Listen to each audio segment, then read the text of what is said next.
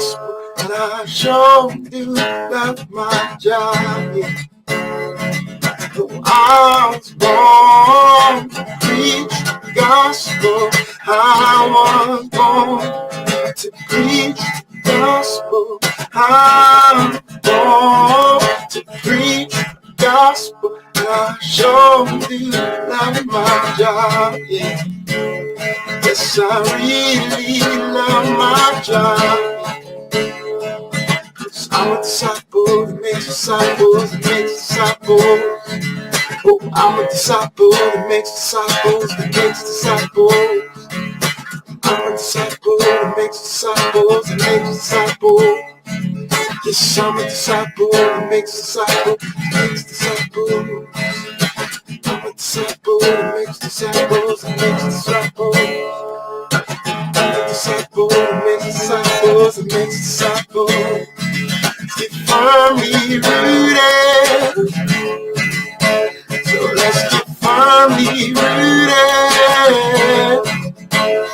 Let's get firmly rooted.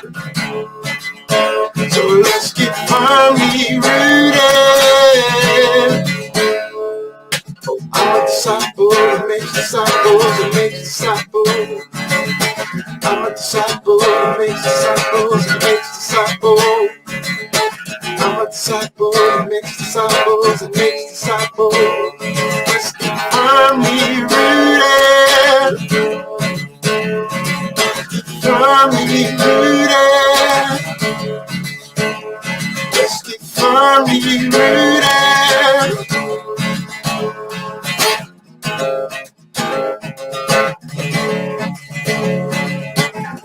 Yeshua, Yeshua, Yeshua, Yeshua, Yeshua, Yeshua.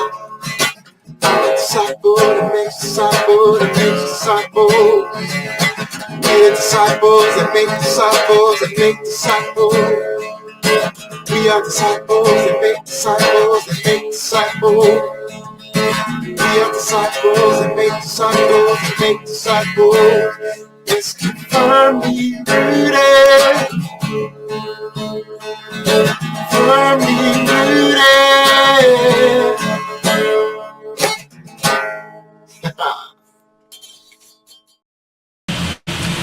Good morning, Firmly Rooted family. Pastor Tom, Firmly Rooted Church. I am down here in Greendale, Indiana, at our location down here. I'm in the parsonage in the dining room, and Connie's right over there, off to the side. I'd move the camera, but she would hit me. So she wants to learn a little bit about StreamYard, and so we're going to do that.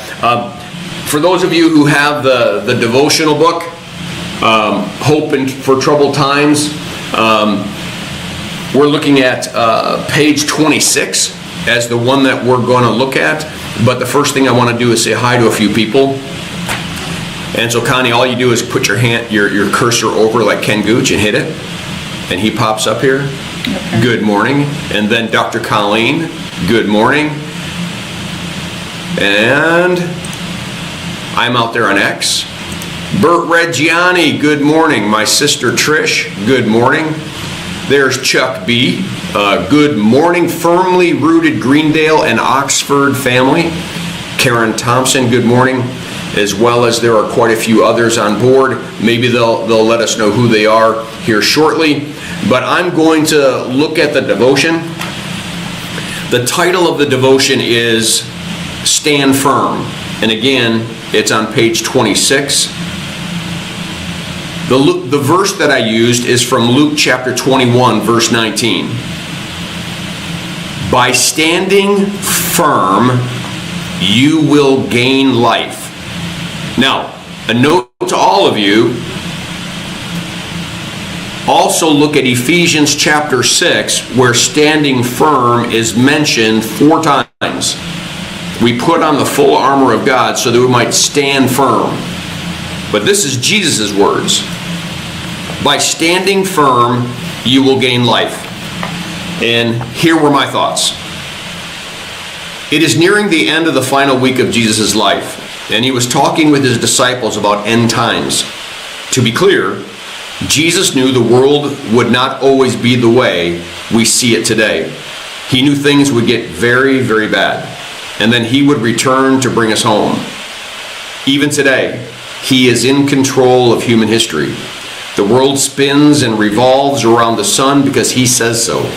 The Lord allows human history, as we know it today, to continue for the sake of the church. The church has work to do. The church has work to do in spreading the message of Jesus Christ throughout the world. When that job is done, the world as we know it will be finished as well.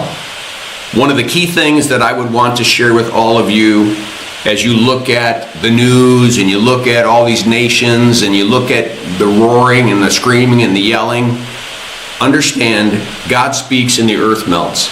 He's in control of every nation, every king, everyone. And the church is the reason why we're still moving. That another day comes, because the church it's not presidents, it's not the United States, it's not any of those things. It is the fact that we, the church, have work to do. We haven't spread the gospel to everywhere it needs to be. And when that job is done, it doesn't matter what a king says or what a president says, it's going to end. And a new heaven and a new earth. But things are going to get worse. Everything's going to seem out of control. Governments, people, and even nature itself are going to act out of character. Jesus told the disciples that there would be wars and sufferings and earthquakes and famines, that the world would be in a state of chaos before Jesus returns. Jesus was telling his disciples and tells us to make sure, what? We stand firm in that chaotic time period. We, the church, need to stand firm while everyone else is kind of going a little bit crazy. He needed to make sure that we are not overwhelmed by what our eyes of sight see, but rather that we cling to what our eyes of faith see and know to be certain. As the end times come upon us, we need to stand firm on the truth of God's word. We need to trust and believe that the Lord has not abandoned us, but is right by our side. It is during the toughest times of our lives that Satan would have us lose our faith. We need to know that our eternal destiny is in the balance. Jesus tells us, by standing firm, you will gain life. To you and me today, my last words, no matter what the circumstances are, let's stand firm and gain life. Peace. Pastor Tom. All right, let's see if anybody else came on board. I want to be able to recognize them. I think I said Bert Reggiani, but maybe not. Dr. Colleen says, hi, Connie. Trish says, hi, Connie. Oh, man, you're so popular. There she comes. Where am I? Right there. Hi, guys. All right. And cousin Kate, good morning. Still one of the... Greg came in, so it's Greg's fault, not mine. You're lucky she does that collar, and I'd be zapping her right now. She can't leave that thing without getting zapped. Oh, well, don't be mean. All right, Cassie, my cousin, one of the few people on the earth that still gets to call me Tommy. Love you, love you, love you. All right, I'm going to show you how we leave. So as I'm telling everyone to have a great day, I'm coming back over to Media Assets. Remember why I told you I put that right in that upper corner so I know where it is? Blessings on your day. Make it a firmly rooted day, and may someone see Jesus in us today.